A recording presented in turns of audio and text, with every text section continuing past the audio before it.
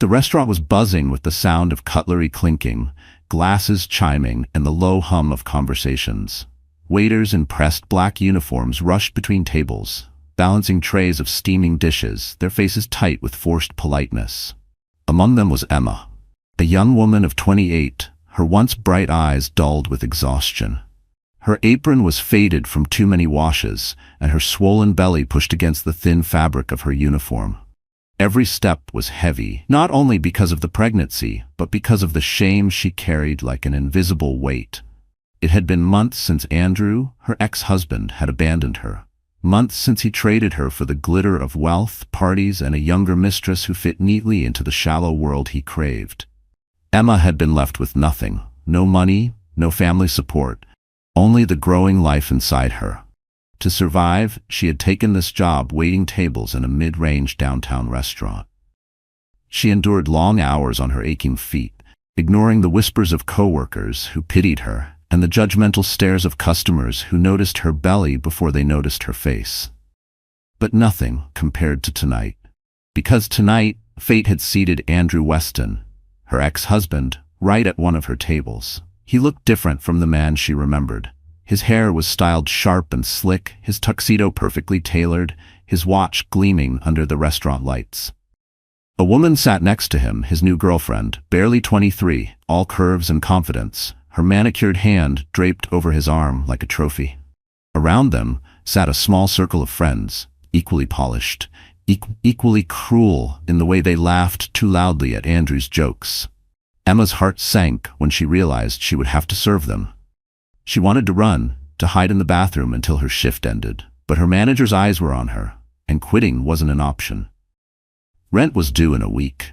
Formula, diapers, those weren't free. She steadied her breathing, grabbed her notepad, and approached the table with as much dignity as she could muster. "Good evening," she said softly, forcing a polite smile. "Can I take your order?" For a moment, Andrew didn't even recognize her. He glanced up, eyes narrowing as if trying to place her face. Then recognition hit, and his lips twisted into a smirk. "Well, well," he said loudly, making sure the whole table could hear. "If it isn't Emma? My ex-wife, serving tables now, are we?" The laughter that followed was like a knife slicing through Emma's chest. The young girlfriend giggled, covering her mouth with fake modesty. One of Andrew's friends raised an eyebrow, clearly entertained by the unfolding scene. Emma swallowed hard. "What would you like to order?" she asked, trying to keep her voice steady. But Andrew wasn't done. He leaned back in his chair, swirling his glass of wine like a king on a throne. "Tell me, Emma," he said, his voice dripping with mockery. "How's the baby?" "Oh, right. I suppose you expect me to believe it's mine? Or did you find some other poor fool?" The words hit her like a slap. Heat rushed to her cheeks, her eyes burned, but she stood frozen, unable to speak. Every customer at the nearby tables was staring now. Some whispered, some shook their heads. The humiliation was unbearable. The young girlfriend leaned in, her voice sharp and cruel. "Honestly, Andrew, she looks pathetic. I mean, a pregnant waitress? That's tragic." The table erupted in laughter again. Emma wanted the ground to open and swallow her whole. She wanted to scream, to shout the truth, that the baby was his, that she had given up everything for him, that she had once believed in his promises. But her throat closed up. Her hands trembled. And then, just as she thought she couldn't endure another second, something shifted in the room. The air grew heavier. Conversations hushed. All eyes turned toward the entrance. A tall man in a tailored suit had just walked in. His presence was commanding, the kind that made people straighten in their seats without knowing why. Broad shoulders, sharp features, eyes that seemed to pierce straight through walls. He was followed by 2 discreet bodyguards, though he didn't need them. His aura alone demanded respect. Emma barely noticed him at first. She was too lost in her shame. But Andrew noticed. His smirk faltered. The girlfriend's hand slipped nervously from his arm. Whispers spread quickly through the restaurant. Daniel Grant, the billionaire. The man whose face graced magazine covers, whose fortune built empires, whose every move was dissected by the press. And Daniel Grant's eyes had just fallen on Emma. He didn't look away. He didn't blink. He studied her with an intensity that made her breath catch. Andrew shifted in his seat, trying to regain composure. "What's he doing here?" he muttered under his breath, but his friends didn't answer. They were just as stunned. Daniel began walking toward their table. Each step was measured, deliberate, the click of his shoes echoing in the silence.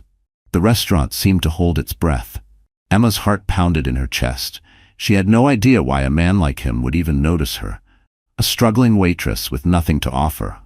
But when he stopped right in front of Andrew's table, she realized this moment was not coincidence. Andrew gave a forced laugh, trying to mask his discomfort. "Mr. Grant, what an honor. Didn't expect to see you here." But Daniel didn't look at him. His gaze remained locked on Emma. Slowly he reached out, took her trembling hand in his, and said in a voice that carried through the entire restaurant, "She's my wife." The room erupted in gasps. Andrew's jaw dropped. The girlfriend choked on her drink. Emma's world spun, her mind reeling with disbelief. And in that frozen moment, no one could tell whether Emma had just been saved or thrown into a storm she never saw coming. Emma Weston had once believed in fairy tales. Not the kind with glass slippers or castles, but the quiet, ordinary dream of building a life with someone who promised to love her. When she married Andrew Weston 5 years ago, she thought she had found her happy ending. He was charming, ambitious, and whispered promises of forever. She gave him her trust, her loyalty, and her heart. Back then, she was not a waitress in a cramped diner. She was a woman who kept a tidy home, hosted dinner parties for Andrew's colleagues, and spent her nights planning a family with the man she adored. She had been proud to support him, proud to believe in his rising career in finance. Whenever he came home late, reeking of whiskey and exhaustion, she convinced herself it was for their future. Whenever he dismissed her dreams, her longing to open a small flower shop, her love of painting, she swallowed her desires and told herself sacrifices were part of marriage. She had believed, she had trusted, she had built her world around him, but worlds built on lies always crumble. The first crack appeared when Andrew's affection began to wane. He no longer looked at her with warmth, no longer reached for her hand in public. Conversations turned cold. Arguments sprouted like weeds. She thought it was stress, that if she gave him time he would return to the man she knew. But then came the ultimate betrayal. The mistress. A girl barely out of college, flaunting on social media the very lifestyle Emma had built for Andrew. Suddenly, Emma wasn't a partner. She was a burden, an obstacle in his way. When she discovered she was pregnant, she thought it might change things. She thought Andrew would soften, that he would see the life they had created together and choose to stay. But instead, he delivered the cruelest blow of all. "This isn't what I want," he had told her, his voice dripping with disdain. "You trapped me, Emma. I won't raise a child with you." And with that, he was gone. The months that followed were the darkest of Emma's life. Alone, carrying a child, she realized just how little she had. Andrew had frozen the bank accounts, leaving her scrambling for rent. Friends she once entertained at lavish dinners stopped answering her calls. Even her parents, worn down by years of disappointment, were distant. She was utterly alone, except for the baby she carried. That baby became her reason to wake up every morning. When despair threatened to drown her, she would press her hands to her belly and whisper, "I'll protect you. I'll survive for you." So she took the only job she could find, waiting tables at a mid-tier restaurant. The pay was barely enough, the shifts grueling, but she endured. She endured the swollen feet, the aching back, the whispers of judgment from customers who saw her belly before they saw her humanity. She endured the pity of coworkers who thought she was doomed. Every night she came home to a small, dim apartment where the walls were too thin and the air smelled of old paint. She would collapse onto her second-hand couch, cradle her belly, and dream of a different life. Not wealth, not luxury, just safety. Just peace. But safety felt impossible when the father of her child was a man who despised her. That night at the restaurant, when Andrew mocked her in front of strangers, all those wounds reopened. The humiliation wasn't new, it was a familiar burn, but it cut deeper with every word. Because Andrew wasn't just mocking her, he was mocking the baby, the life inside her. And that was Emma's breaking point. She could endure personal shame, she could survive poverty, but the thought of her child being ridiculed, dismissed as a mistake, that was unbearable. Her eyes had welled with tears, but she refused to let them fall. She couldn't collapse, not in front of him, not in front of everyone. She wanted to scream, to fight back, but years of silence had trained her to stay small, to swallow her voice. Until Daniel Grant appeared. The billionaire's sudden claim, "She's my wife," had thrown her into shock. Emma didn't know him. She had never even seen him up close before. To her, he was a name in headlines, a man untouchable, as far from her world as the stars in the sky. So why had he spoken those words? Why had he looked at her like he had known her all his life? Her knees had nearly buckled under the weight of it. For the first time in months, she felt the piercing spotlight of hope, but tangled with it was fear. Because nothing in Emma's life came without cost. And men with power always had their reasons. That night, as the restaurant buzzed with whispers and shocked stares, Emma's heart pounded not just with confusion but with something she hadn't felt in years: possibility. Could this be real?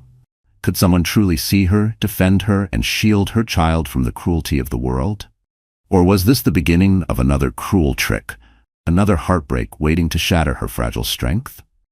Emma's hand instinctively rested on her belly, a silent promise to her unborn child. She couldn't let herself hope too much. She couldn't trust too easily. Not again. And yet, when Daniel's eyes locked with hers, steady and unflinching, a spark flickered in her chest. It terrified her. It thrilled her. It made her wonder if her life was about to change in ways she could never predict.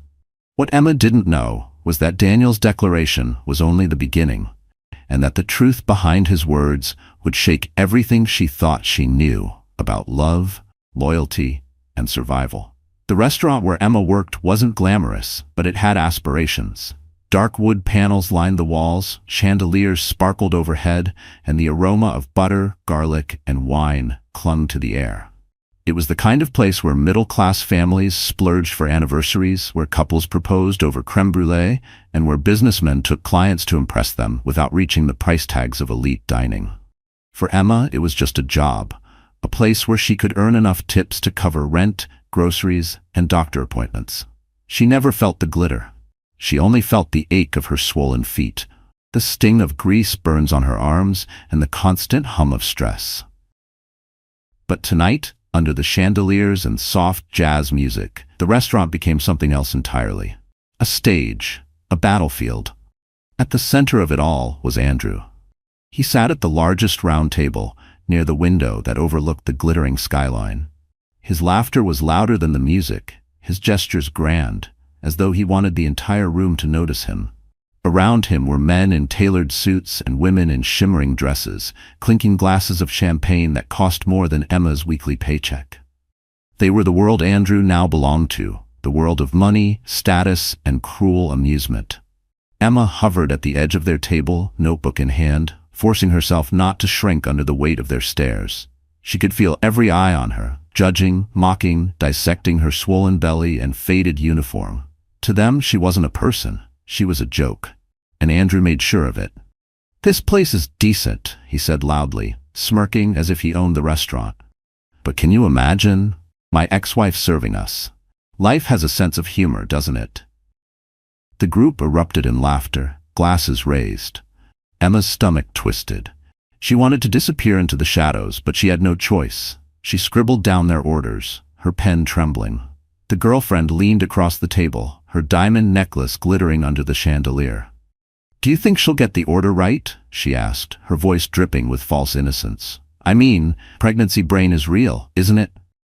Another round of laughter. Emma's jaw tightened, but she didn't respond. As she walked back toward the kitchen, she caught glimpses of other diners watching the scene unfold.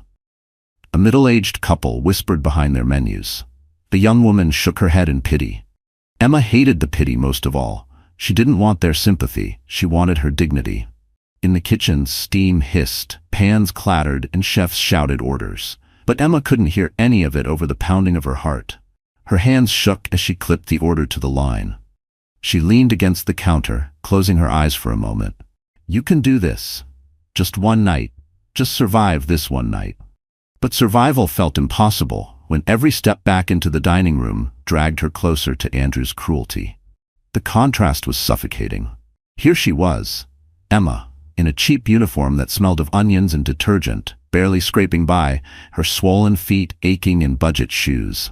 And there was Andrew, draped in wealth, surrounded by glittering people who saw him as charming, successful, untouchable. The restaurant wasn't just a place to eat tonight. It was reflecting the gulf between who she had been and who she was now. And standing at that gulf, mocking her from across the divide, was the man who had once promised to love her. She returned to the table with water glasses balanced on a tray. Andrew smirked as she approached. "Careful," he said mockingly. "Don't drop them. You wouldn't want to embarrass yourself." Oh wait, too late. The laughter that followed was sharp, cruel, cutting deeper than the clink of crystal. Emma set the glasses down with trembling hands. She wanted to shout, to fight back, but the words lodged in her throat. Instead, she stood silent, her dignity shredded piece by piece. Then came the moment that changed everything. The heavy glass doors at the entrance opened, and Daniel Grant walked in. He didn't belong in this restaurant. He belonged in five-star hotels, at private galas, in penthouses with skyline views. His presence made the chandeliers seem dim, the wealthy diners seem small. Conversations hushed, forks froze mid-air, as people turned to stare. Emma barely noticed him at first. She was too focused on surviving Andrew's next insult. But the room noticed. The energy shifted, thick and electric, as if the walls themselves held their breath. Andrew noticed too. His smirk faltered. He straightened in his chair, suddenly less sure of himself. His girlfriend whispered something nervously, her eyes wide. Because Daniel Grant was not just a billionaire. He was the billionaire. The kind whose name carried weight in boardrooms and headlines. The kind whose fortune could build or break entire empires. And for reasons Emma couldn't fathom, his eyes landed on her. She felt it before she even looked up. That piercing gaze, steady and unflinching, as if he could see straight through her. Her heart skipped, her breath caught. Why was he looking at her? Andrew shifted uncomfortably, trying to regain his confidence. "Well, look who it is," he muttered to his friends. "The king himself. What's he doing here?" Daniel began to walk toward their table, his footsteps slow, deliberate, each one echoing louder than the laughter had moments ago. The restaurant seemed to shrink around him. Emma froze, tray in hand, as he approached. She had no idea why a man like him would even notice her, a waitress drowning in humiliation. But then he stopped right in front of Andrew's table. The silence was deafening. Andrew forced a smile. "Mr. Grant, what a surprise. Didn't expect to see you here tonight." But Daniel didn't look at Andrew. He didn't look at the glittering guests, or the girlfriend, or the champagne glasses. His eyes were locked only on Emma. And in that moment, the restaurant, the battlefield, the mirror of humiliation, became something else entirely. It became the stage for a revelation that would change Emma's life forever.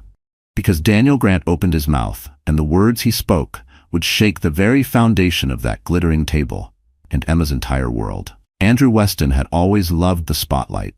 Even when Emma first met him, he thrived on attention. He was the man who dominated conversations, who turned every gathering into his personal stage.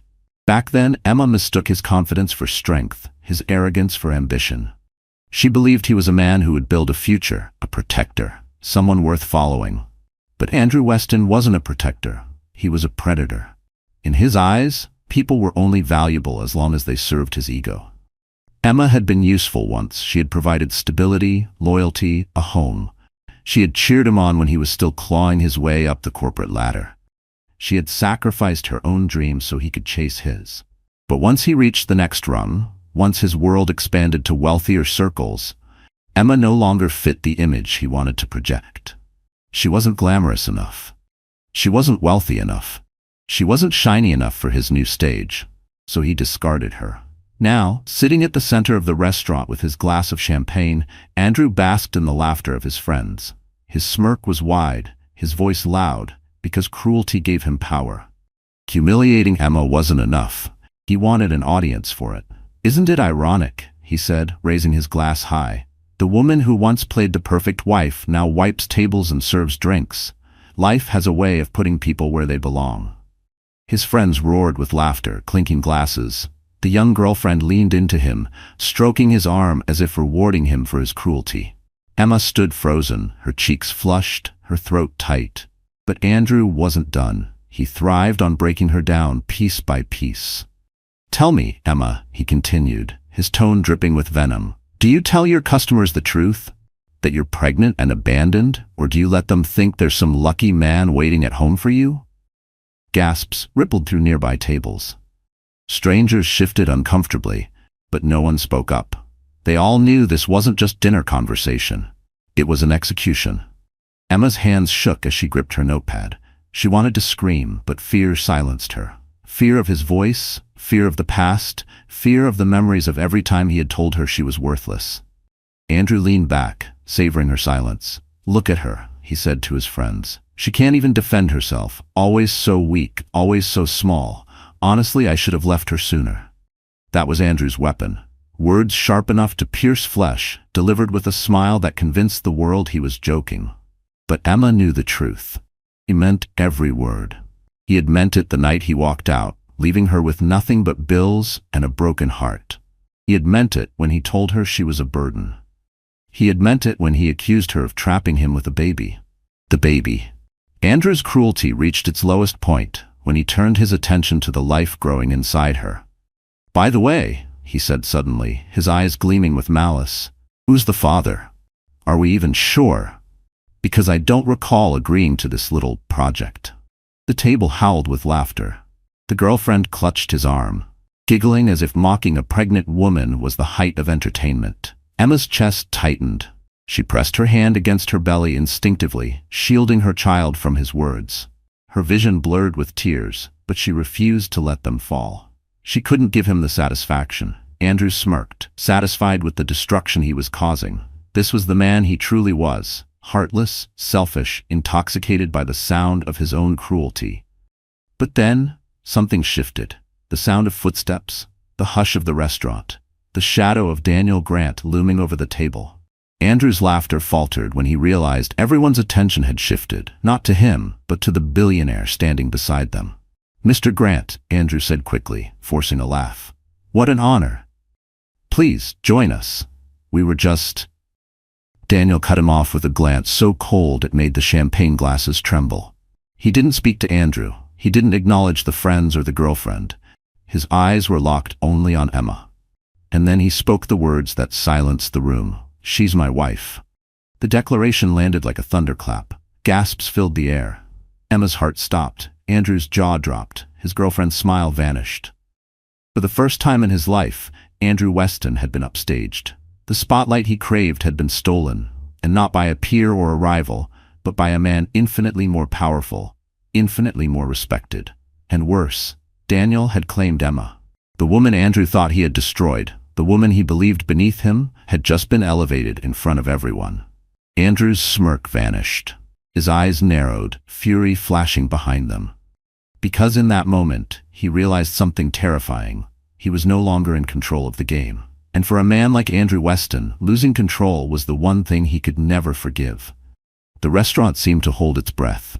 Daniel Grant's words, "She's my wife," still hung in the air, vibrating like a struck bell. Diners froze mid-bite, waiters paused mid-step, and even the jazz band in the corner faltered, their music trailing off into silence.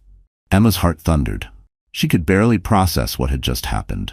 A billionaire she had never spoken to before had just claimed her as his wife in front of her ex-husband, his new girlfriend, and a crowd of wealthy strangers.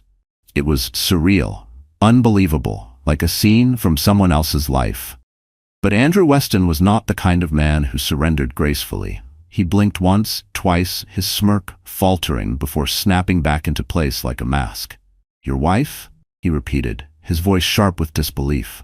He let out a laugh, too loud, too forced.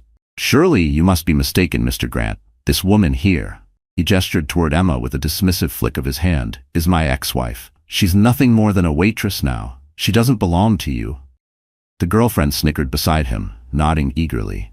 "Exactly. Well, just look at her. Do you honestly expect us to believe you would choose her?" Emma's cheeks burned, shame threatening to swallow her whole. She wanted to disappear, to vanish into thin air. But Daniel's hand tightened gently around hers, anchoring her. When she looked up, his eyes were steady, unwavering, filled with a strength she hadn't felt in years. "I don't expect you to believe anything," Daniel said, his voice low but carrying through the room like steel. "I expect you to listen. She is my wife, and I will not tolerate anyone mocking her, or my child." The word child rang like thunder. Gasps rippled through the room. Emma's eyes widened. Andrew's glass of champagne slipped in his hand, spilling golden liquid across the white tablecloth. His friends shifted uncomfortably, glancing at one another.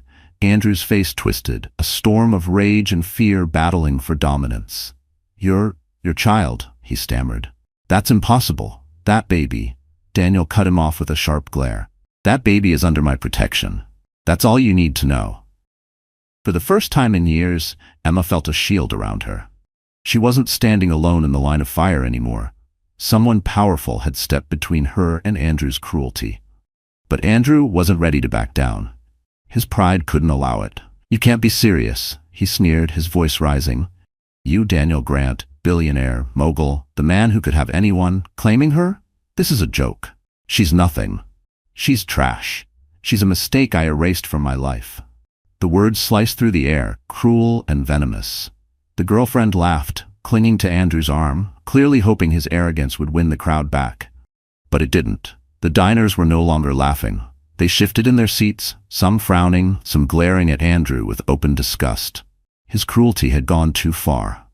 Daniel's jaw tightened. He leaned forward slightly, his voice dropping into a deadly calm that silenced even the whispers. "You erased her from your life? That was your choice. But you don't get to erase her dignity. You don't get to erase her worth. And you will not insult her in front of me again." The restaurant erupted.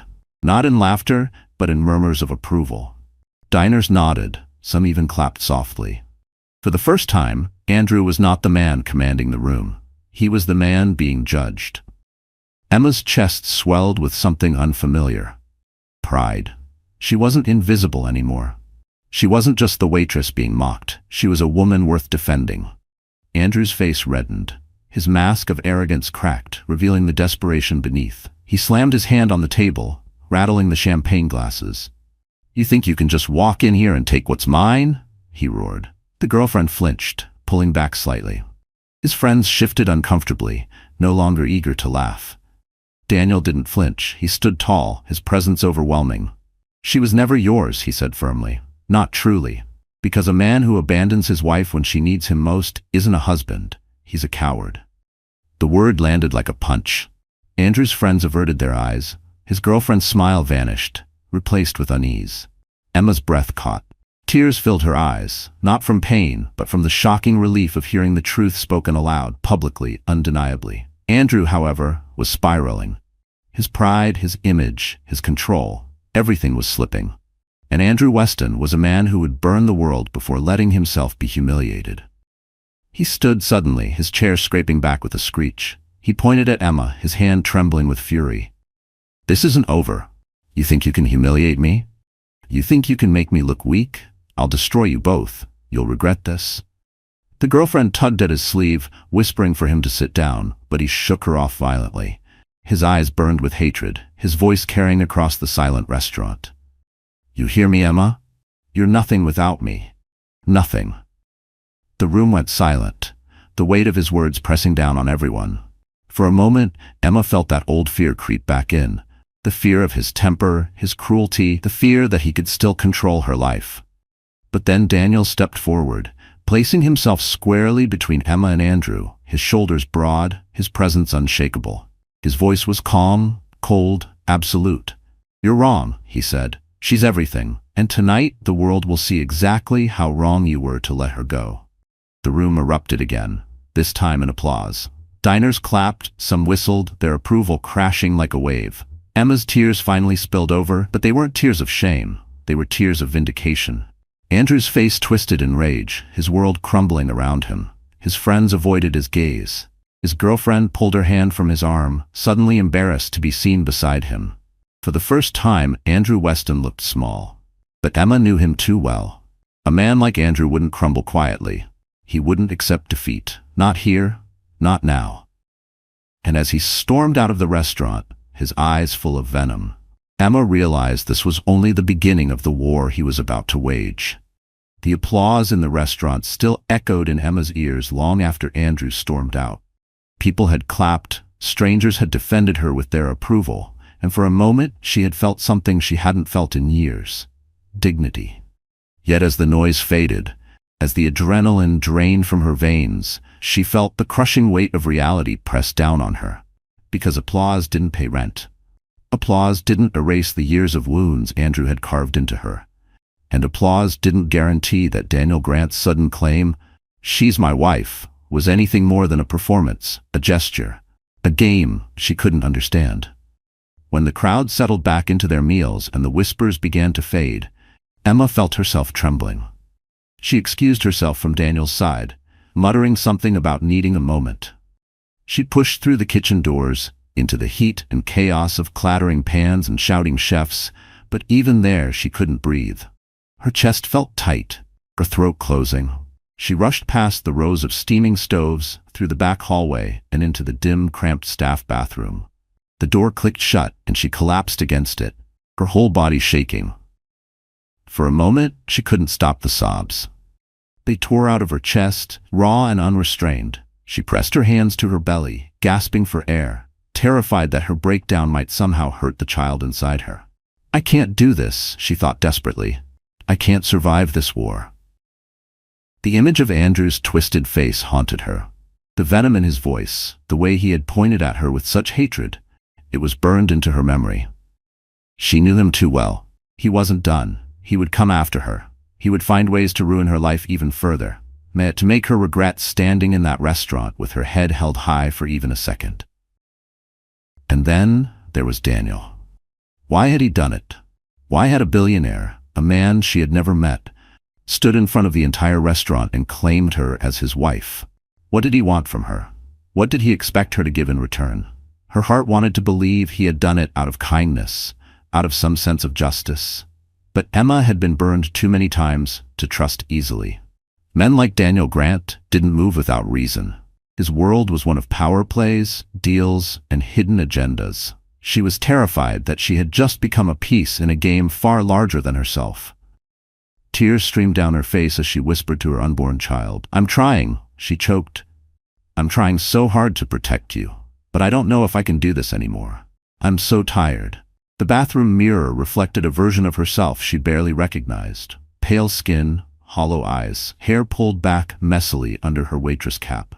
A woman worn down, broken, carrying not just a child but years of betrayal and loneliness. She touched the glass, staring at her reflection as if asking that woman for strength.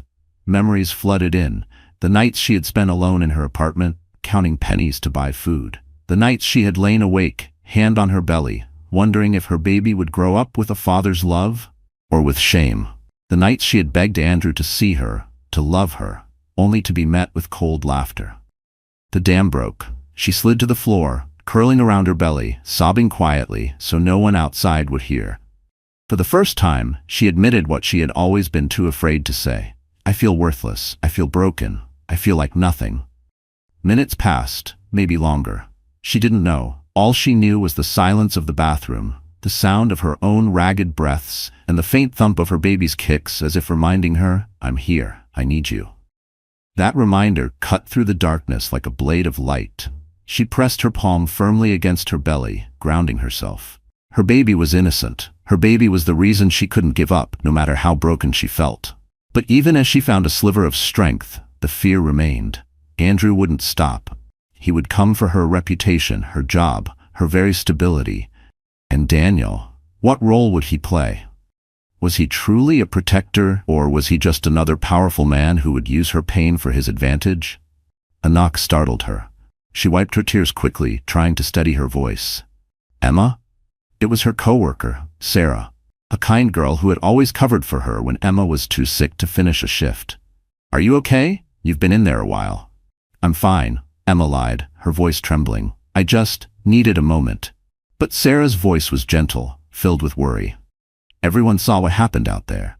That man, your ex, he's awful. But Daniel Grant, Emma, he looked at you like you were the only person in the room." Emma's breath caught. Her heart wanted to cling to those words, to believe them, but her mind warned her not to. She couldn't afford false hope. Not again.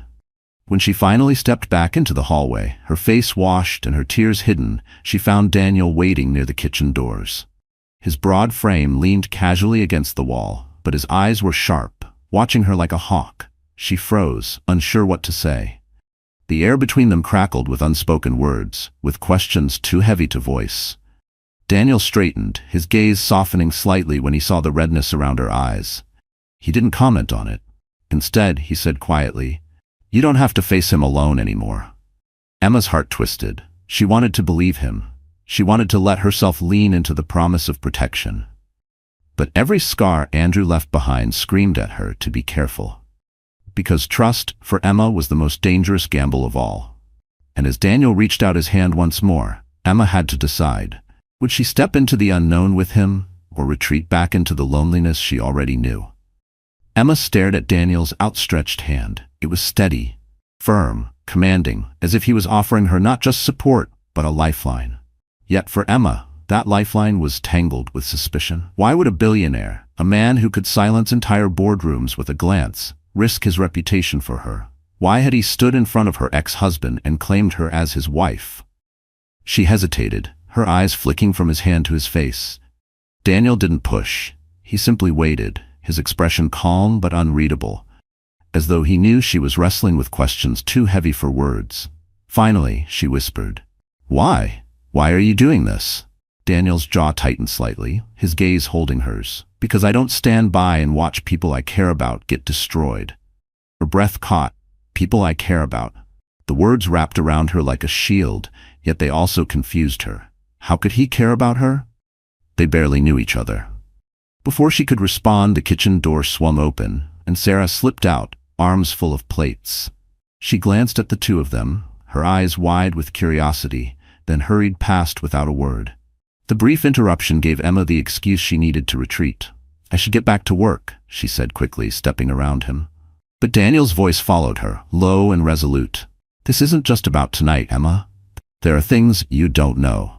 Things you deserve to know." The words sent a chill down her spine. That night, after the restaurant closed and the last of the customers had left, Emma found Daniel waiting outside. His sleek black car gleamed under the streetlights, a stark contrast to the dimly lit alley where employees exited. She tried to walk past him, clutching her coat tighter, but he stepped forward. "Let me drive you home," he said. She shook her head. "I can manage." "It's not safe," he countered.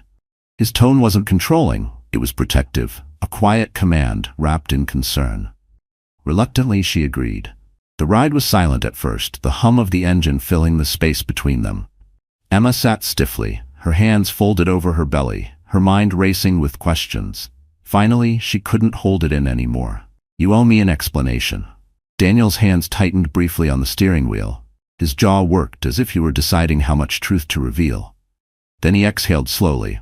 "Years ago," he began, his voice low, "I made a mistake that cost me someone I cared about deeply. I promised myself I'd never stand by again while someone innocent suffered because of a man's arrogance." Emma turned to look at him, her brow furrowed. "What does that have to do with me?" Daniel's eyes flicked to hers, steady and piercing. "Because I know what Andrew is, and I know what men like him can do if they aren't stopped." Her chest tightened. "You don't even know me." Daniel's lips curved into the faintest, saddest smile. "You're wrong. I've known about you longer than you realize." Emma's pulse quickened. "What are you talking about?" He hesitated, then said quietly, "I knew Andrew before you did." The words hit her like a blow. "What?" she whispered. Daniel's eyes stayed on the road, but his voice was steady. "He used to work for a company I acquired years ago. I saw the kind of man he was back then. Selfish, reckless, desperate for validation. He hated me because I saw through him. When I learned later that he married, I felt sorry for the woman who had tied herself to him. I didn't know it was you. Not until tonight." Emma's mind spun. The puzzle pieces didn't fit. "So you defended me because you knew what he was like?" Daniel's voice dropped lower. "No. I defended you because I won't let him destroy you the way he's destroyed others. And because..." He paused, his grip on the wheel tightening. "Because your child deserves better than the lies Andrew will spread. You deserve better." Her throat tightened with emotion she didn't want to feel. She wanted to argue, to insist she didn't need saving, but part of her, the broken, tired part, longed to believe his words. Still, suspicion gnawed at her. "What's in this for you?" Daniel glanced at her, his eyes fierce and unflinching. Maybe I want redemption. Maybe I want to make things right. Or maybe, his gaze softened. Maybe I see something in you, Emma, that you've forgotten about yourself.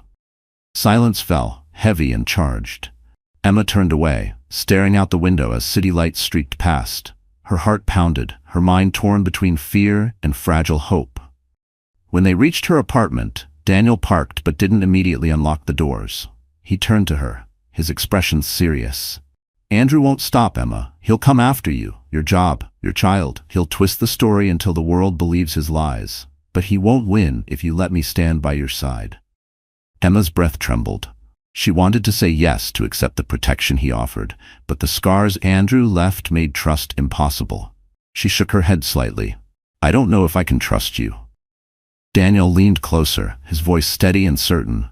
Then let me prove it. For a long moment, they just stared at each other. The air between them was thick, electric, filled with something Emma couldn't name. Finally, she opened the car door, stepping out into the cold night. She turned back, her voice barely above a whisper. I don't need another man to save me. Daniel's eyes softened, but his words carried weight. I'm not here to save you, Emma. I'm here to remind you that you were never as weak as he made you believe. Her heart twisted. She wanted to believe him. She wanted to believe she could be strong again. But as she walked toward her apartment, she saw a shadow lurking near the corner of the building. A figure smoking, watching. Her blood ran cold. Even in the dim light, she recognized the outline. Andrew. And in that moment, Emma realized the war Daniel warned her about had already begun.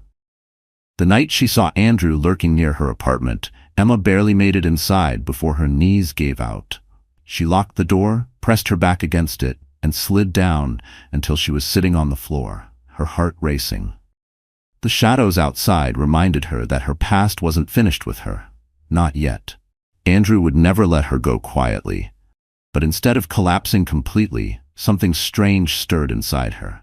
For the first time, instead of drowning in fear, she felt something sharper. Anger. Anger at Andrew for abandoning her. Anger for mocking her. Anger for daring to threaten the life growing inside her. She had spent months swallowing her pain, trying to survive quietly, but survival wasn't enough anymore. She wanted to fight. The next morning, she stood in front of her mirror. Her reflection looked tired, worn, fragile, but her eyes burned with something new. She whispered to herself, no more. That day marked the beginning of Emma's transformation. It wasn't dramatic at first. She didn't suddenly become fearless. She still cried sometimes, still woke from nightmares of Andrew's voice. But little by little, she began to reclaim pieces of herself. She started with her appearance, not for vanity but for armor. She saved a portion of her tips and went to a second-hand boutique, buying a few dresses that fit her growing belly yet made her feel strong, radiant. She let Sarah take her to a salon, where for the first time in years, she got her hair trimmed, styled softly around her face. When she looked in the mirror, she didn't see the broken woman Andrew mocked. She saw a mother, a survivor, a woman stepping into a new chapter. But the real change was inside. Daniel helped, though he never pushed. True to his word, he began proving himself, not by making grand promises, but by showing up. When Andrew tried to smear her name online, Daniel quietly had the posts removed and the accounts traced. When Andrew sent a lawyer's notice attempting to contest the pregnancy, Daniel made sure Emma had one of the best legal teams in the city standing by her side. "Why are you doing all this?" she asked him one evening as they sat in his office, papers spread out before them. Daniel looked at her with that same steady gaze. "Because you deserve to see your own strength. I can clear the path, Emma, but only you can walk it." Those words stuck with her. They became her mantra. At the diner, she began holding her head higher, shoulders back, no longer shrinking when customers stared at her belly. When Andrew's friends came in to sneer, she met their eyes with calm defiance. She stopped apologizing for existing. The staff noticed. Sarah whispered one day, "You're glowing, Emma. Like a different person." Emma smiled, a real smile she hadn't felt in years. "Maybe I'm finally remembering who I am." Her transformation reached its peak the night Daniel invited her to a charity gala. At first, Emma refused. The thought of stepping into a glittering room filled with wealth and judgment made her stomach churn. But Daniel insisted gently, "This isn't about them. This is about you walking into a room that once belonged only to men like Andrew and showing them you're not invisible. She almost said no. But then she thought of her baby. She wanted her child to grow up seeing her not as a victim, but as someone who stood tall despite the world's cruelty. So she said yes. The night of the gala, Emma stood before her mirror once again, but this time the woman staring back was transformed. She wore a deep navy gown that hugged her curves and draped elegantly over her belly. Her hair shone in loose waves. Her eyes, once hollow, now burned with quiet strength. She looked radiant, powerful, untouchable. When Daniel arrived to escort her, his expression softened with something almost reverent. "You're stunning," he said simply. Her heart fluttered, but she steadied herself. Tonight wasn't about romance. Tonight was about reclaiming her dignity. The gala was held in a grand ballroom, chandeliers glittering, cameras flashing.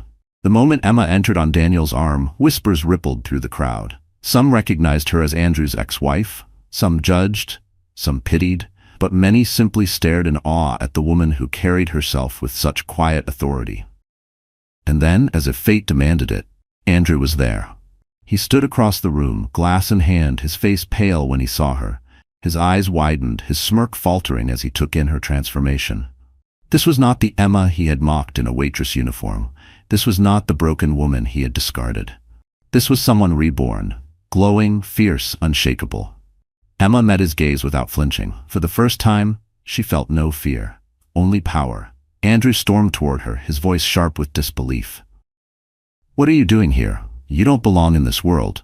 The crowd quieted, watching. Cameras turned. The moment was electric. Emma lifted her chin. Her voice was steady, strong. "This world doesn't belong to you either, Andrew. It belongs to those who know their worth." Gasps echoed. Daniel's hand brushed hers lightly, a silent reminder that she wasn't alone. Andrew sputtered, rage boiling under his skin. "You think you can embarrass me again? You think standing here in a borrowed dress changes what you are?" Emma's lips curved into a faint smile. "No, Andrew, it changes what you are." Exposed. The room buzzed with whispers, people nodding, some even clapping softly. For the first time, Andrew looked small, not because Daniel had spoken, but because Emma herself had risen. The transformation was complete. The woman once mocked was now commanding the room, her voice carrying like fire. But Emma knew this wasn't the end. Andrew's eyes burned with hatred, his fists clenched, his pride wounded beyond repair. And as he stepped closer, his voice dropping to a venomous hiss, Emma realized he was about to reveal a secret so dark it could shatter everything she had rebuilt. The ballroom buzzed with whispers as Andrew closed in on Emma, his face twisted with fury. His voice was low, sharp, dripping with venom. "You think this little show changes anything? You're still nothing. You're still weak. And I know secrets, Emma.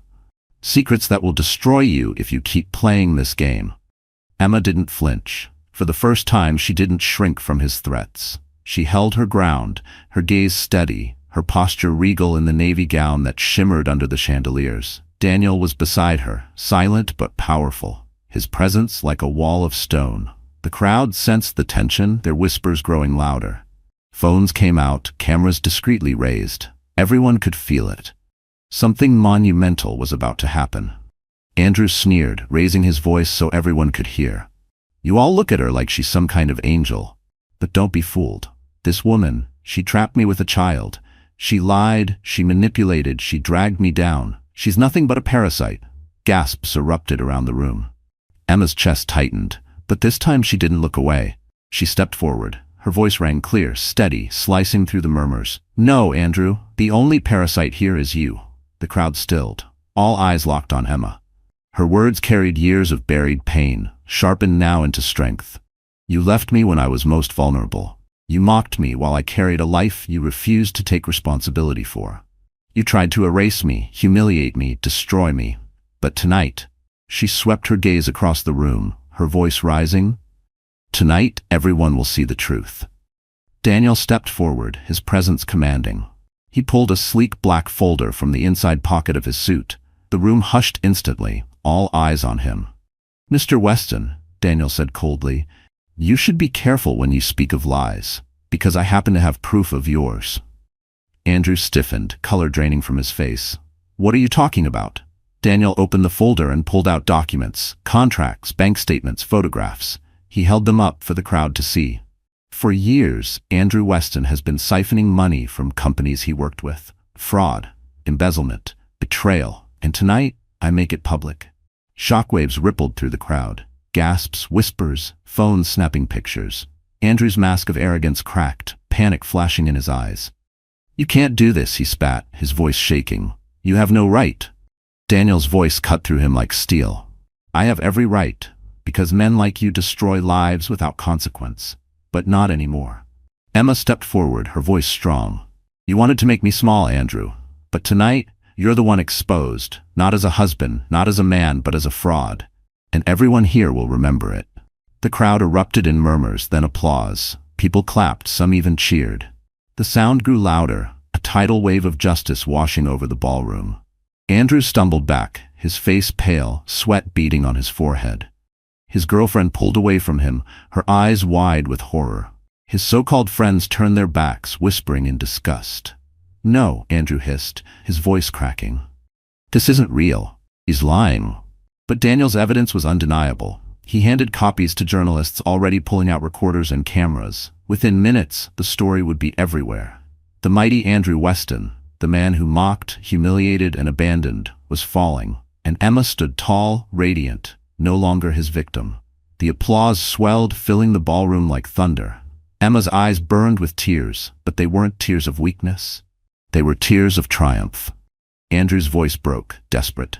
"Emma, listen to me." She cut him off, her voice firm, unshakable. "No, Andrew, you don't get to speak my name anymore." The crowd roared with approval. Cameras flashed, the story was sealed. Emma turned, Daniel beside her, and together they walked toward the exit, the crowd parting for them like royalty.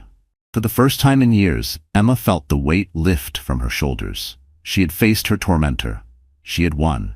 But as they stepped outside into the cool night air, Daniel's phone buzzed. He glanced at the screen, his expression tightening. Emma frowned. "What is it?" Daniel slipped the phone back into his pocket, his jaw set. "Andrew won't accept defeat. That much I know. And this." He looked out into the night, his eyes sharp. "This was only the first battle. The war isn't over yet." Emma's breath caught. She wanted to believe the nightmare was finished, that justice had been done. But deep down, she knew Daniel was right.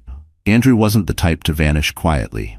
And as the flash of a camera from across the street caught her eye, paparazzi snapping photos already spreading to the world, Emma realized her fight had just moved to a bigger stage than she ever imagined. The morning after the gala, Emma woke to a flood of notifications.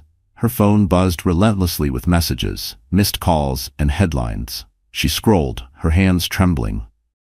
Exposed: Andrew Weston's double life. Fraud, lies, betrayal, the truth about Weston.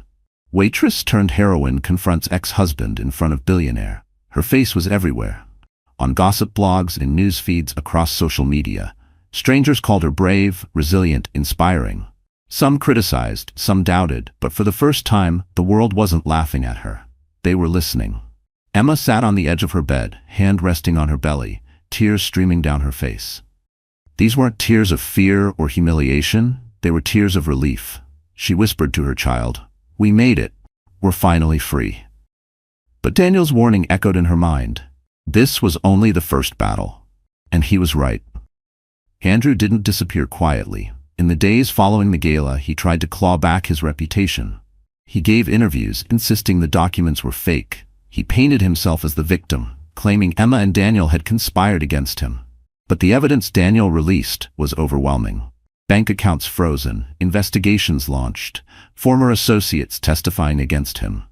The empire Andrew had built on lies crumbled, piece by piece. Meanwhile, Emma rose.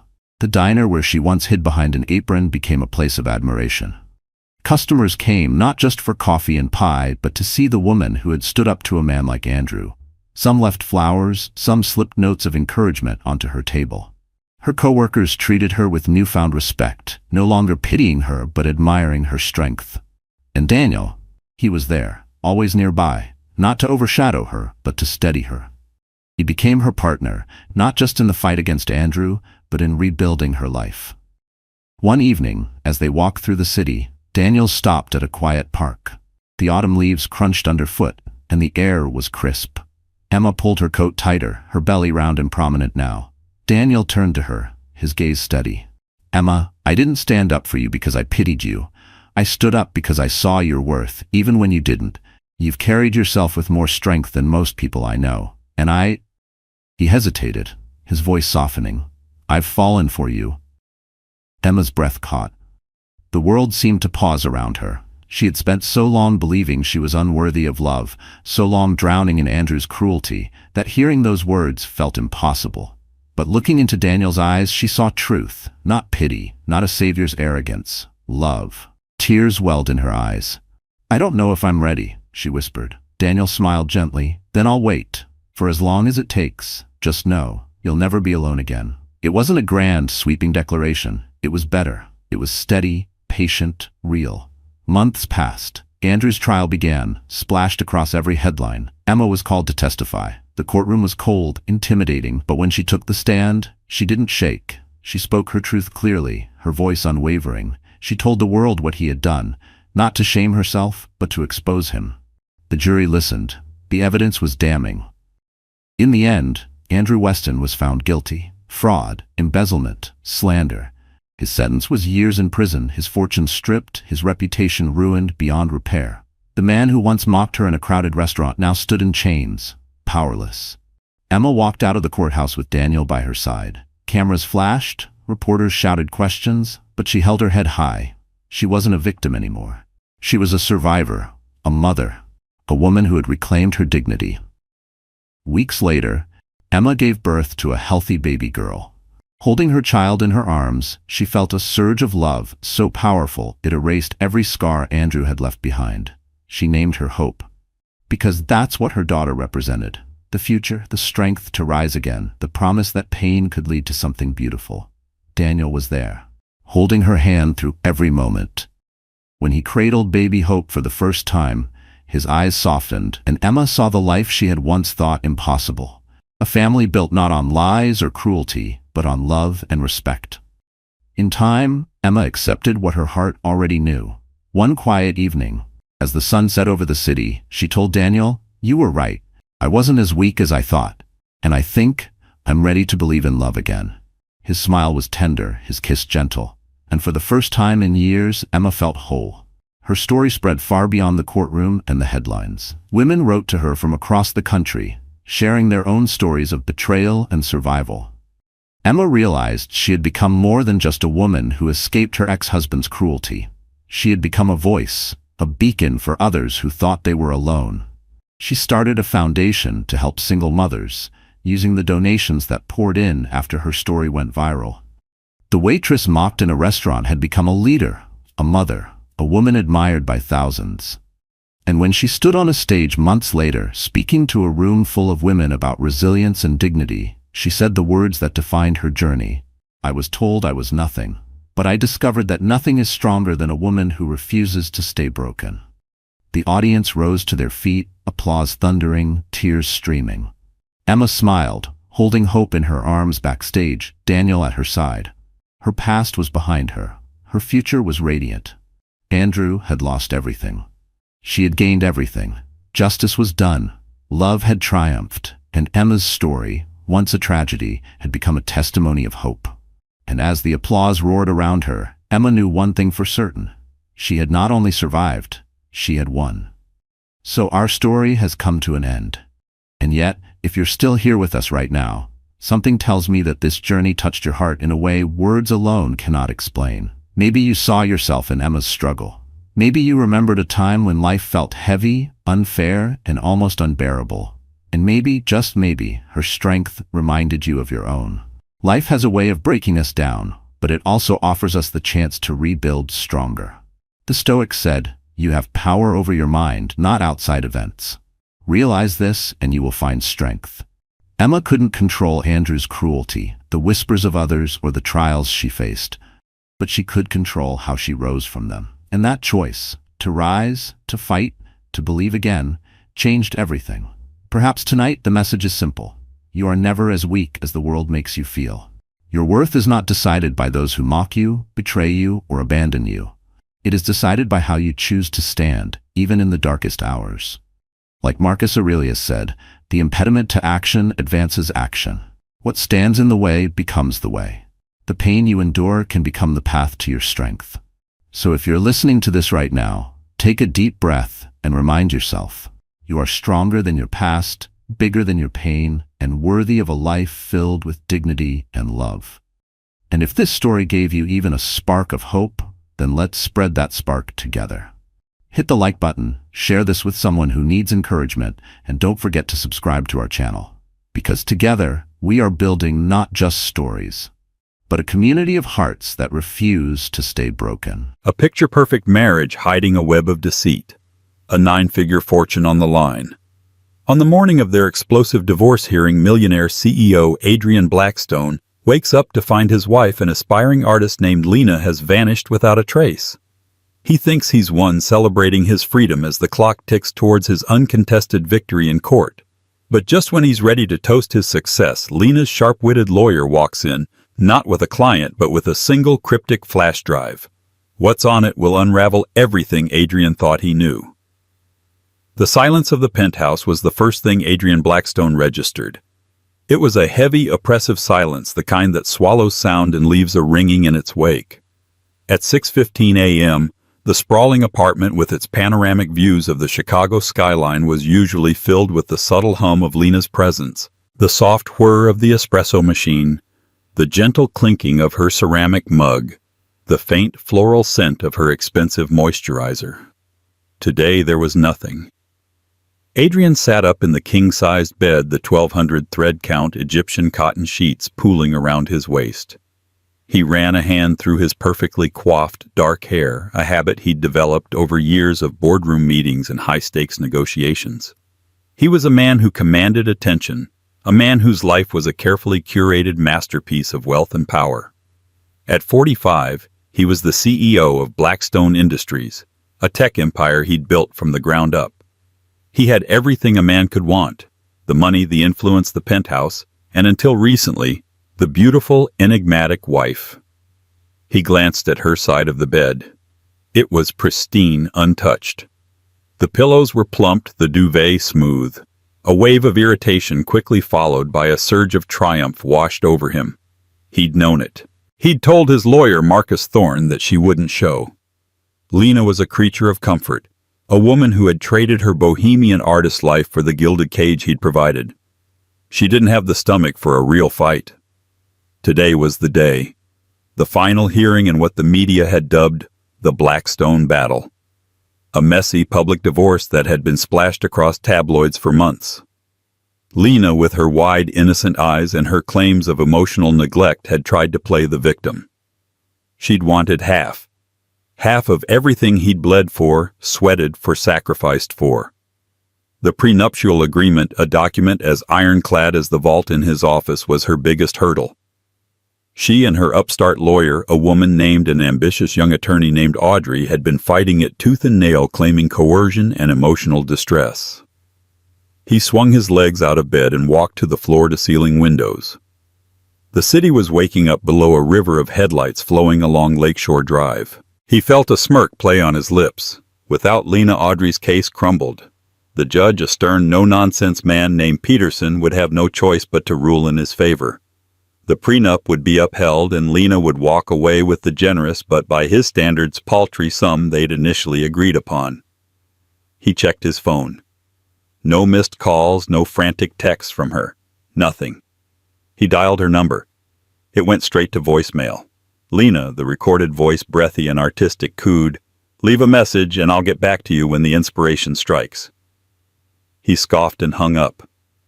He showered the hot water, doing little to ease the knot of anticipation in his stomach. He chose his suit with meticulous care, a custom-made Tom Ford, the color of charcoal, paired with a crisp white shirt and a silver tie. He looked every inch the powerful CEO, a man in control. Downstairs in the sterile white kitchen, her absence was even more pronounced. Her favorite vase, usually filled with fresh peonies, sat empty on the marble island. Her sketchbook, a constant companion, was gone. A pang of something he refused to name, unease, perhaps pricked at him. He pushed it down. This was what he wanted. freedom. He poured himself a black coffee and switched on the news. Their faces were the lead story, a glamorous photo of them at a charity gala last winter, him looking stoic and her laughing, her head thrown back, her blonde hair a halo under the chandelier lights. The reporter's voice was grave.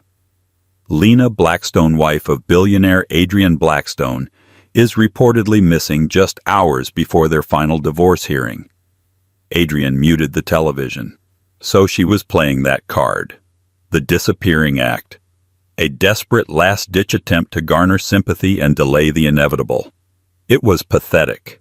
He drained his coffee cup, the bitter taste a welcome jolt to his senses. He arrived at the courthouse with Marcus Thorne at his side. Marcus, a portly man with a perpetually worried expression, was wringing his hands. "This is not good, Adrian.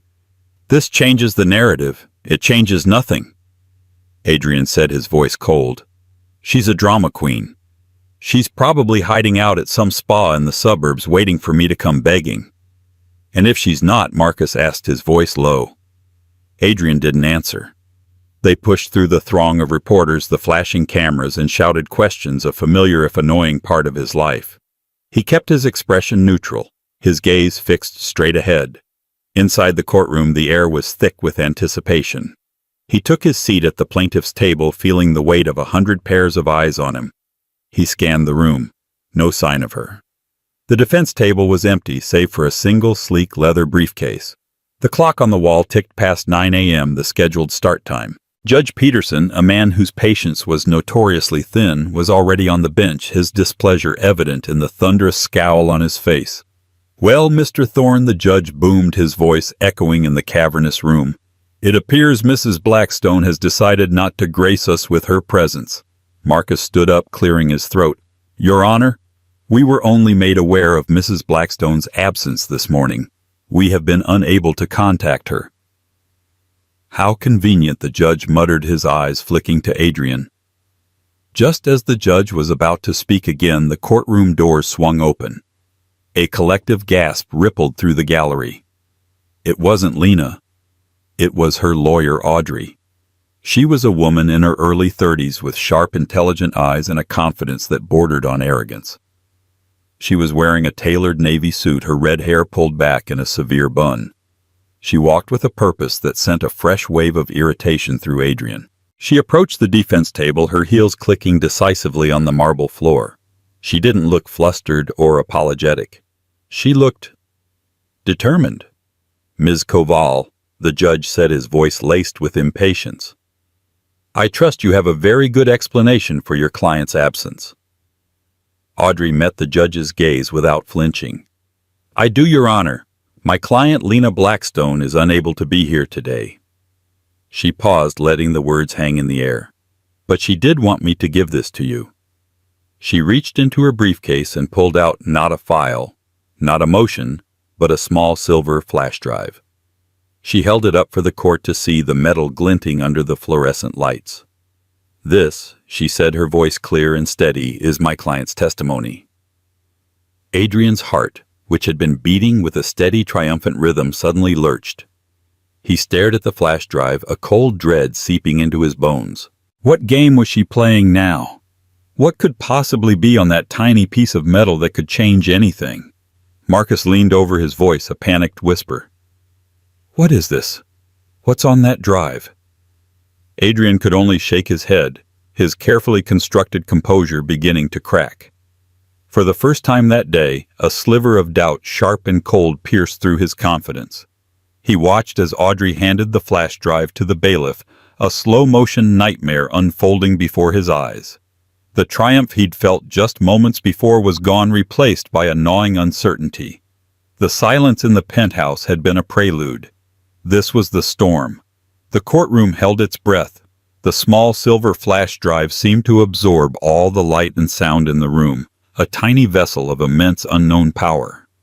Judge Peterson stared at it as the bailiff placed it on his bench, his expression a mixture of skepticism and intrigue. Adrian's own gaze was locked on it, his knuckles white where he gripped the edge of the polished mahogany table.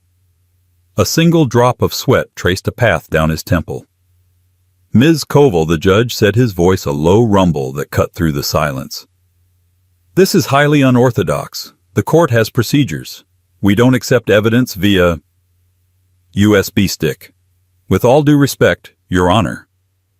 Audrey's voice was unwavering, a stark contrast to the nervous energy radiating from Marcus Thorne beside Adrian. These are highly unorthodox circumstances. My client has vanished. She feared something like this would happen. She prepared this in the event she was unable to testify in person. It is her sworn testimony recorded and notarized. Marcus shot to his feet. Objection, Your Honor. This is a stunt. A desperate theatrical ploy. We have no idea what's on this drive. It could be anything. It could be inadmissible, tampered with. We haven't had time to review it to prepare a rebuttal. It's a clear violation of discovery rules. Judge Peterson held up a hand, silencing him. He looked from the flash drive to Adrian, a long, calculating stare that made Adrian's skin crawl. The judge had presided over dozens of high-profile cases. He was a man who could smell desperation, but he could also smell a story, a secret waiting to be unearthed. Ms. Koval, the judge, said, his tone leaving no room for argument. I will allow this, for now. We will adjourn to my chambers to view this testimony. Mr. Blackstone. Mr. Thorne, you will join us. The gallery will be cleared. The gavel came down with a sharp crack. A murmur erupted through the courtroom as reporters were ushered out, their faces a mixture of frustration and rabid curiosity. Adrian felt a wave of nausea. His carefully controlled world was spinning off its axis. He had walked in that morning the conquering king, ready to claim his spoils. Now he was being led like a lamb to a private screening of his own execution. The judge's chambers were opulent and intimidating, lined with leather-bound law books that seemed to stand as silent, ancient witnesses. A large monitor was set up on a mahogany credenza. The bailiff plugged in the flash drive. Adrian's heart hammered against his ribs. What had she done? What secrets had Lena, his quiet, seemingly pliant wife, been keeping? He thought of their life together, the lavish parties, the exotic vacations, the carefully curated public image. It had all been a performance, a role she played. But what had been happening when the curtain came down? The screen flickered to life. It wasn't a video, not at first. It was a document. A high-resolution scan of a diary page written in Lena's elegant looping script. October 17th, the entry began. He did it again. The look in his eyes. It's like a switch flips. 1 minute he's the charming Adrian the world sees, the next he's a stranger. He told me I was worthless, an ungrateful parasite. He said if I ever thought about leaving, he'd make sure I had nothing. Not just the money. He said he'd destroy my reputation, my art, my family. He said he'd make everyone believe I was crazy. He locked me in the bedroom for 3 hours, just because I questioned a business deal. I'm so tired of being afraid. Marcus swore under his breath. This is hearsay, undated, unverified. It's a fabrication. There's more? Audrey said, her voice calm. She was right. The screen changed. Another diary entry, then another. A meticulous catalog of emotional abuse, of threats of control. Each entry was dated, painting a chilling portrait of a marriage that was a prison. Adrian's mind reeled. He remembered some of these arguments, the fights behind closed doors. He'd seen them as standard marital spats, his words fueled by stress and whiskey. He'd always apologized later, bought her a diamond bracelet, a new car. He thought she'd forgiven him. He never imagined she was documenting every venomous word. Then the screen went black. A moment later, Lena's face appeared. She was in her art studio, a place Adrian rarely visited. It was her sanctuary, a chaotic, paint-spattered room that smelled of turpentine and clay. She looked pale, her eyes wide and haunted. There were faint bluish bruises on her delicate wrist. "My name is Lena Blackstone," she said, her voice trembling slightly but gaining strength as she spoke. "If you are watching this, it means I am not safe. It means Adrian has done something to prevent me from telling my story." Adrian felt the blood drain from his face. This is insane. She's acting. She was always a damn good actress. Let her speak, Mr. Blackstone, the judge warned, his eyes glued to the screen. I signed a prenuptial agreement, Lena continued, looking directly into the camera. Adrian and his lawyers told me it was standard, a formality.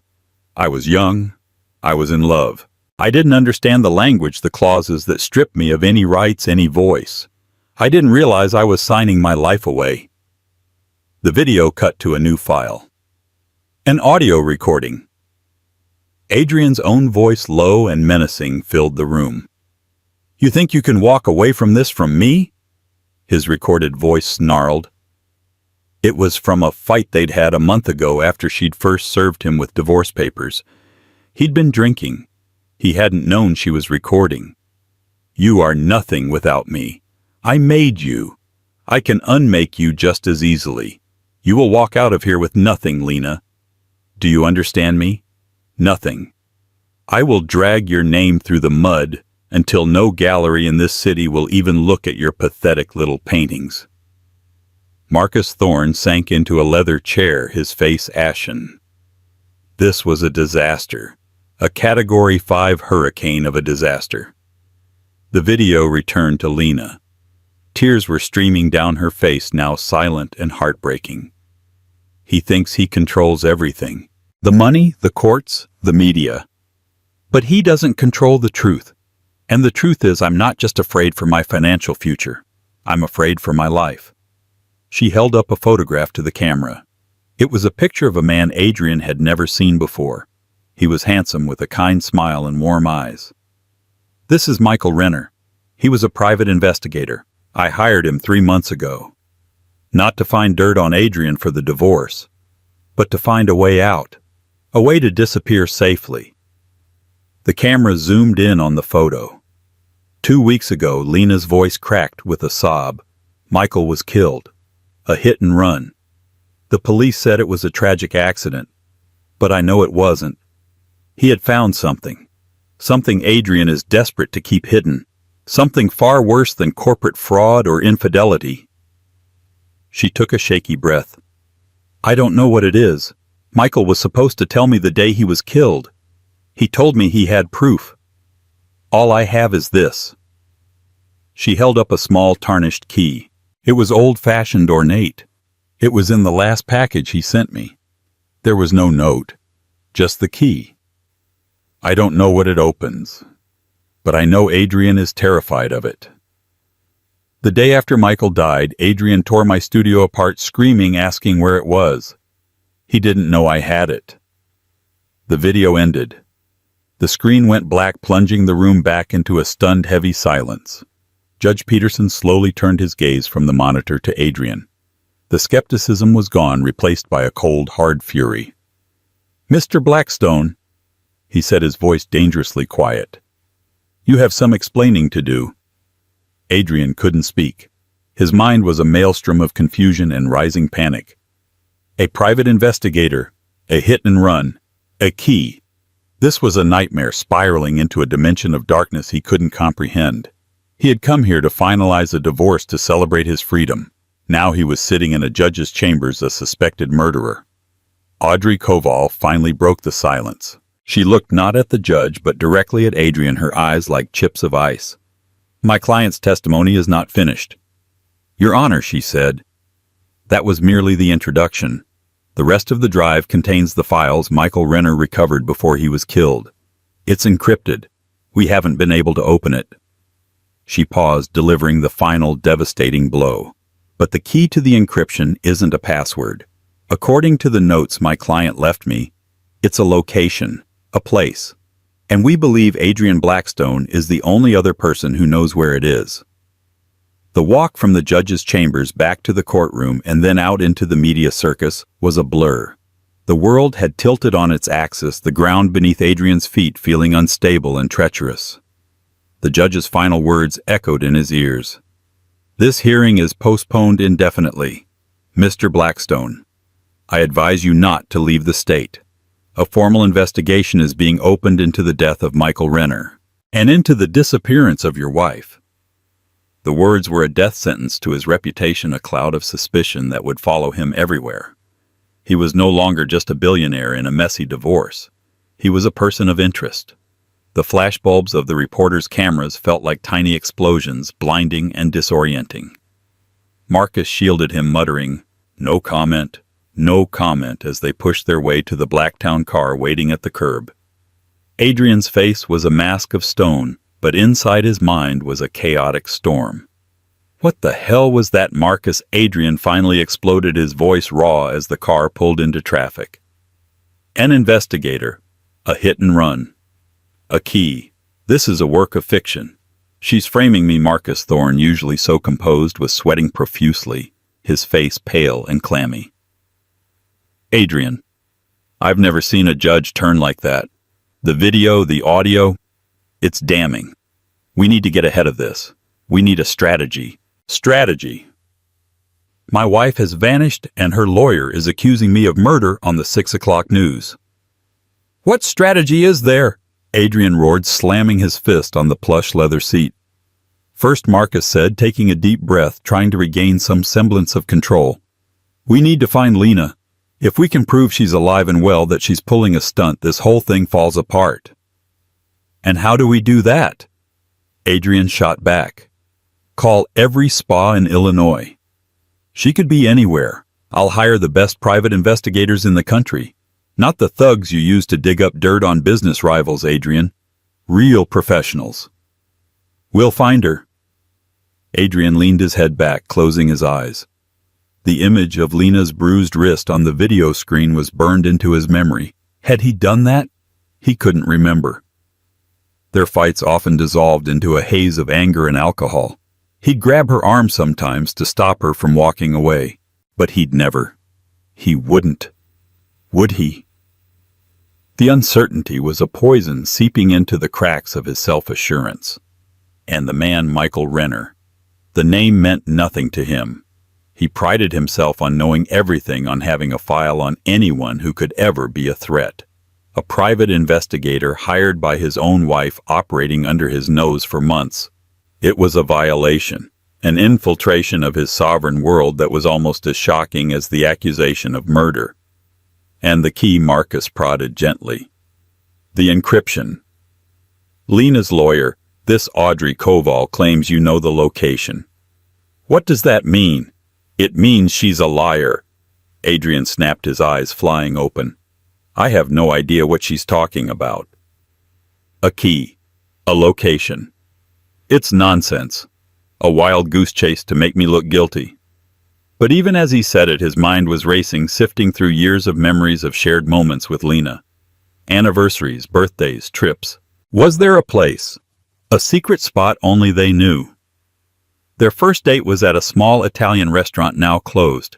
He'd proposed in Paris on the Pont des Arts before the city had removed all the love locks.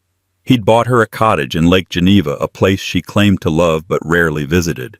He'd given her countless gifts. Trinkets, pieces of jewelry. Was one of them a key? His mind was an echo chamber, every thought bouncing back with a new terrifying question mark attached. He had built his life on certainty, on cold, hard facts and calculated risks. Now he was adrift in a sea of doubt, his own memory, a potential traitor. When the car pulled up to his skyscraper, the doorman, a man named George, who had worked for him for 10 years, averted his eyes. The polite, deferential smile was gone, replaced by a flicker of something else. Fear, disgust. Adrian felt a fresh surge of rage. The story was already out. The poison was already spreading. The penthouse, his sanctuary, now felt like a crime scene. The silence he'd woken up to that morning had transformed from a symbol of victory to a premonition of doom. He walked through the vast empty rooms, seeing them now through the lens of Lena's diary entries. The living room where he'd thrown a Waterford crystal glass against the wall in a fit of pique. The bedroom where he'd locked her in. He'd seen it as exerting control, as putting his foot down. The world would now see it as abuse. He went straight to the bar and poured a generous amount of Macallan 25 into a tumbler. The amber liquid did little to calm his frayed nerves. He stood by the window looking down at the city, that had once felt like his kingdom. Now it felt like a cage, the judge's words a virtual ankle bracelet. He pulled out his phone and started scrolling through his contacts. He needed his own man, not Marcus's polished investigators. He needed someone who operated in the shadows, someone who wasn't afraid to bend the rules. He stopped at a name, Roman, a former Mossad agent he'd used a handful of times for corporate espionage. Roman was ruthless, efficient, and completely discreet. He dialed the number. Roman answered on the first ring, his voice a low, gravelly whisper. "Blackstone." "I have a situation," Roman Adrian said, his voice tight. "I need you to find someone. My wife." "I saw the news." Roman said, his tone flat. "This is not my usual line of work. I'll pay you double your rate. Triple. I need it done quietly. No police, no media, just find her. And I need you to look into a man named Michael Renner. A PI. He's dead. I need to know everything about him. Who he was, who he worked for, who he talked to. Everything."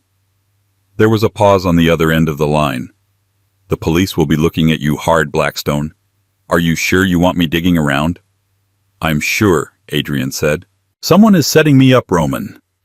And I need to find out who before they bury me." After he hung up, a sliver of his old confidence returned. He was taking action. He was fighting back. He wouldn't let some fabricated story on a flash drive destroy him.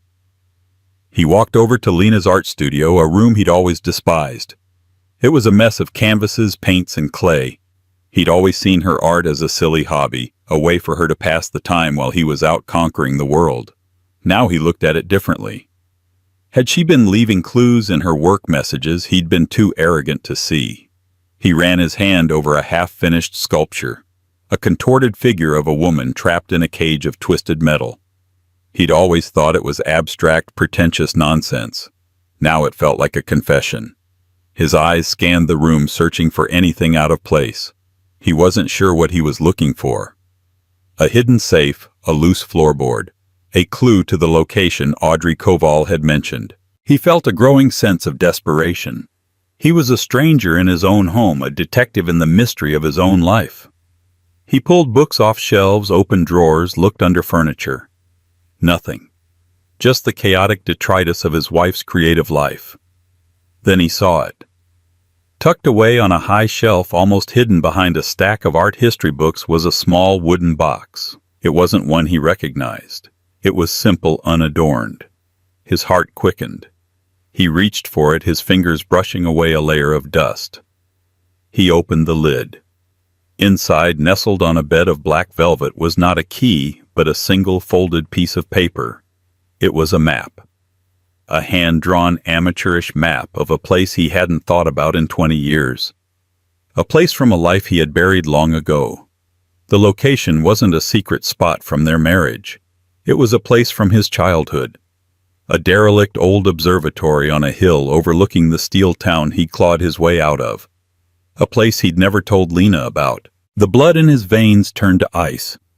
If he had never told Lena about that place, how in God's name did she and her dead investigator know it existed? The hand-drawn map felt like a brand in his palm. It was a crude, almost childish rendering of a place he had spent a decade trying to forget, a place he had scrubbed from his official biography and erased from his own mind. The Blackwood Observatory. It wasn't in some scenic, tourist-friendly part of Illinois. It was perched on a slag heap overlooking the rusted-out husk of Sterling Creek, the decaying steel town where Adrian had been born. A place of grit, poverty, and ghosts. He hadn't told Lena about Sterling Creek. To her and to the world, Adrian Blackstone had emerged fully formed, a product of an unremarkable middle-class suburb and a state university. The truth was far uglier. He was the son of a steel worker who had died of lung cancer and a mother who had worked herself to the bone in a diner. The observatory was his only escape, a place where he and his only friend Leo would hide out, dreaming of a world beyond the smokestacks. How could Lena know? The question was a hammer blow to his psyche. His paranoia, a constant low-grade hum in his life, now screamed at a deafening pitch. He felt watched, dissected. Every shadow in the penthouse seemed to lengthen, every sound made him jump. His home, his fortress, was compromised. He tossed the map onto the bar, the scotch in his glass untouched. He couldn't afford to be reckless. He couldn't just drive out there. The police would be tracking his car, his phone, his credit cards. The judge's warning was a clear threat. He was a flight risk, a suspect. Going to that observatory would be an admission of something. But staying here waiting for the other shoe to drop was a form of torture. The flash drive was a ticking time bomb, and that map was the only clue to disarming it. His phone buzzed, startling him. It was Roman. "I have something on your PI, Renner," Roman's gravelly voice said, devoid of pleasantries. Already Adrian was impressed despite himself. He wasn't a typical divorce snooper. He was ex-FBI, specialized in cold cases, financial crimes. Left the bureau under a cloud a few years back. Started his own shop. He's been digging into your life for a lot longer than 3 months, Blackstone. More like 2 years. Adrian's blood ran cold. 2 years. Before the marriage had even started to publicly crumble. For who? Who hired him? "That's the interesting part," Roman said. "The money trail is a ghost. Offshore accounts, shell corporations. Professional work. But I did find one thread. A recurring name in Renner's encrypted communications, a name he was trying to track down. Leo. Does that mean anything to you?" The name hit Adrian like a physical blow. He stumbled back, gripping the edge of the bar for support. Leo. Leo Moretti. His childhood friend. The brilliant, wild-eyed boy with whom he'd shared secrets and dreams in the shadow of the observatory. The boy he had betrayed. "Blackstone. Are you there?" Roman's voice cut through the fog of memory. It's a common name," Adrian stammered, his mind racing to build a wall around the truth. "Maybe," Roman said, unconvinced. "There's more. Renner wasn't a hit-and-run victim. The preliminary forensics report, the one the public hasn't seen, shows he was struck by a car, yes. But the cause of death was a single precise puncture wound to the neck, done with a very small, very sharp instrument. It was a professional hit meant to look like an accident." Adrian's breath hitched. This was so much bigger, so much darker than a divorce. He wasn't being framed by his wife. He was being hunted. "Find out who Leo is." Adrian commanded, his voice a low growl. "Everything you can. And find my wife." He hung up his hand, shaking. "Leo. It couldn't be." Leo Moretti had vanished 20 years ago after the incident. Adrian had told himself he was dead. It was easier that way. He knew what he had to do. He couldn't take his car, his driver, or his phone. He went to his walk-in closet, past the rows of bespoke suits and designer shoes, to a small locked safe hidden behind a panel. Inside was a burner phone, a wad of cash, and a set of keys to a car he kept for emergencies, a nondescript 10-year-old Ford sedan parked in a public garage 3 blocks away. He changed out of his Tom Ford suit and into a pair of jeans, a dark hoodie, and a baseball cap. He looked in the mirror and saw a stranger. The powerful CEO was gone, replaced by a man on the run, a ghost heading back to his graveyard. The drive out of Chicago was agonizing. Every police car he saw sent a jolt of panic through him. He felt like a fugitive, the city lights in his rearview mirror like the eyes of a predator. He drove for 2 hours, the gleaming skyscrapers giving way to flat, empty farmland, and then finally to the blighted landscape of the Rust Belt. Sterling Creek was even worse than he remembered. The steel mill was a skeletal ruin, the main street a collection of boarded-up storefronts and dive bars. It was a town that hope had abandoned. He felt the old shame, the old desperation clawing at him. This was the life he had escaped, the life he had paid any price to leave behind. He parked the car at the base of the hill and began to climb. The path to the observatory was overgrown with weeds and thorny bushes that tore at his clothes. The air was thick with the smell of damp earth and decay. The observatory itself was a wreck. The white dome was stained with rust and graffiti, the windows smashed out. It looked like a skull bleached by the sun. This was the place where he and Leo had mapped out their futures. Leo, the engineering prodigy, was going to design revolutionary new alloys. Adrian, the born salesman, was going to sell them to the world. They were going to be bigger than Carnegie, bigger than Ford. He pushed open the creaking metal door and stepped inside. The main chamber was circular, the floor littered with debris and broken glass. In the center, the massive old telescope pointed towards the shattered dome, a silent metal finger aimed at a dead sky. He didn't know what he was looking for. A hidden panel. A lockbox. Something that would correspond to the key Lena had held up in the video. He ran his hands along the cold metal base of the telescope. His fingers brushed against something, a series of small, almost invisible scratches in the metal. He leaned closer. They weren't random. They were letters. A message carved into the steel with a knife point years ago. AB plus LM Quabbin. His heart stopped. It was their secret pact. AB Adrian Blackstone, LM Leo Moretti. And Quabbin. It was the name of the revolutionary software algorithm they had designed together in this very room, the algorithm that was supposed to change the manufacturing world. The algorithm that had become the foundation of Blackstone Industries. The algorithm Adrian had stolen, patented as his own, and used to build his empire after Leo was gone. This was the location. This was the key. Not a place but a word. A name. Suddenly, a floorboard creaked behind him. Adrian spun around, his heart leaping into his throat. Standing in the doorway, silhouetted against the dying afternoon light, was a figure. It wasn't Lena. It wasn't the police. It was Audrey Koval. And she wasn't alone.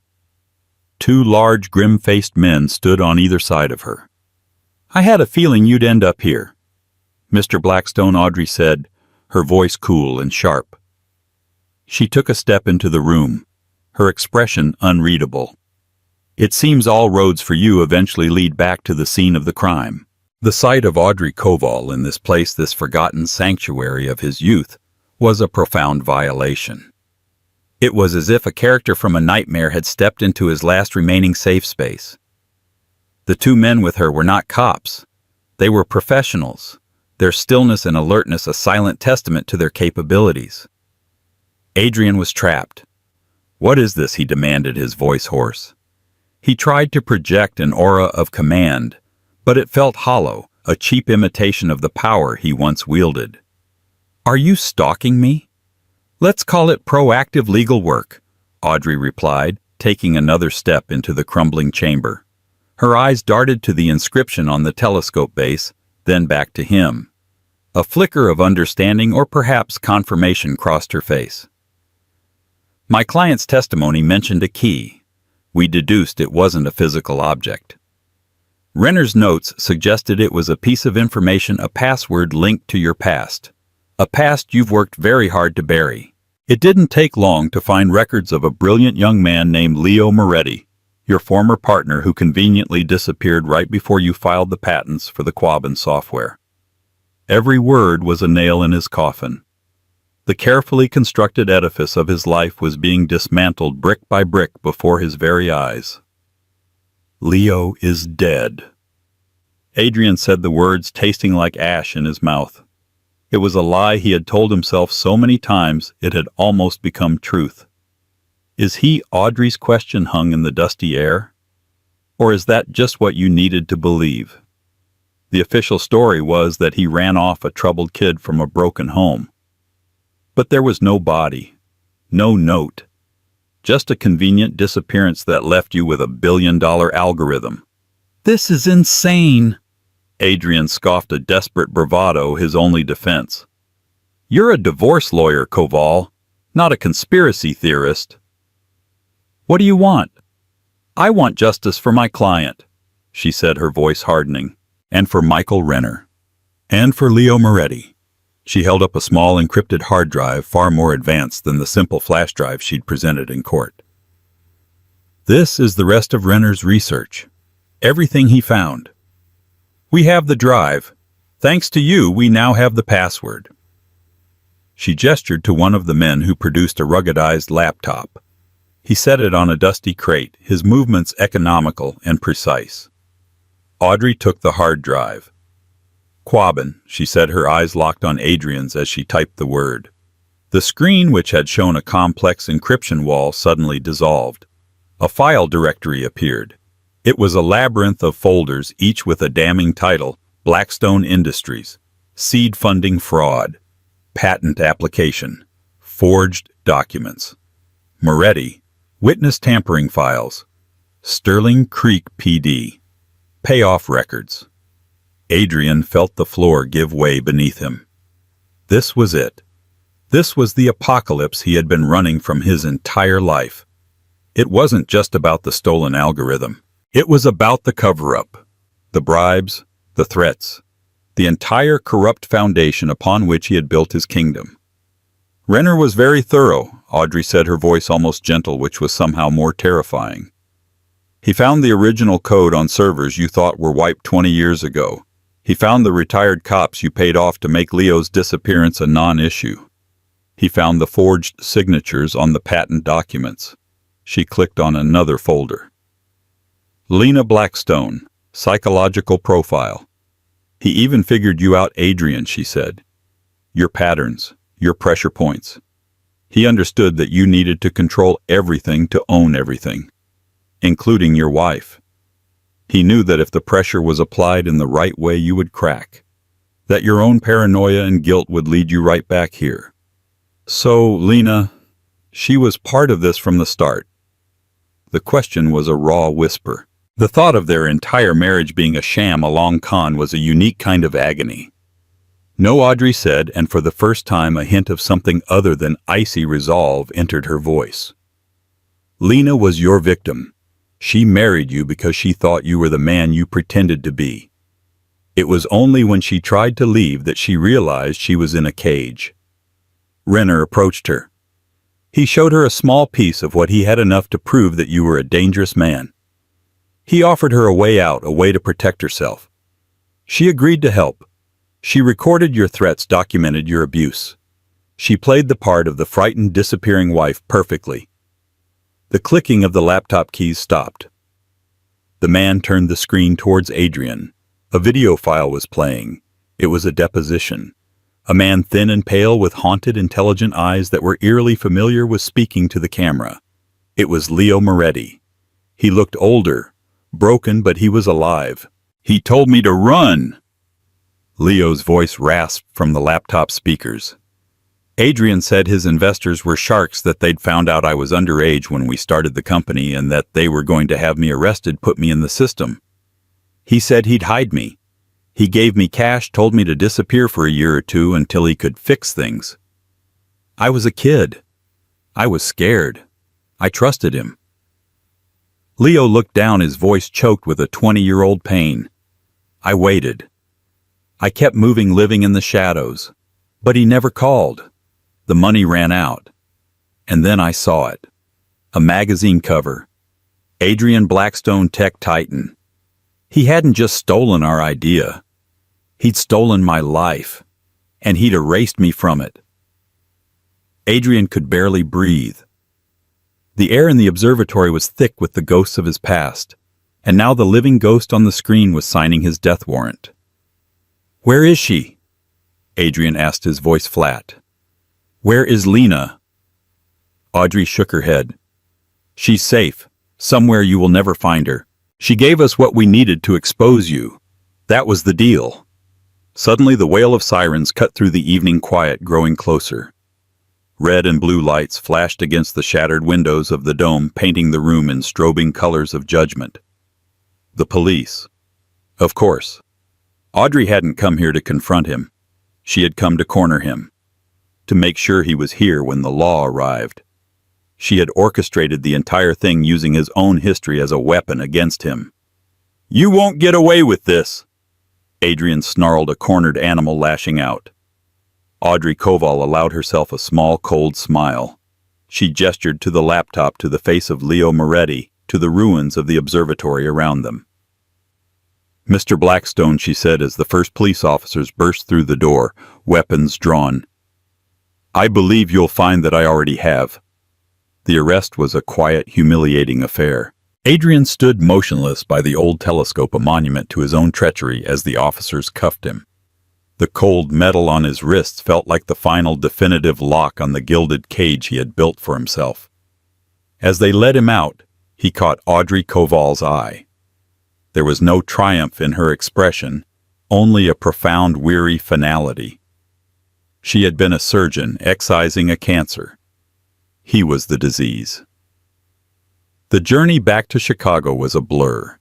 He was in the back of a police cruiser, watching the blighted landscape of his past recede as he was transported toward a future of sterile interrogation rooms.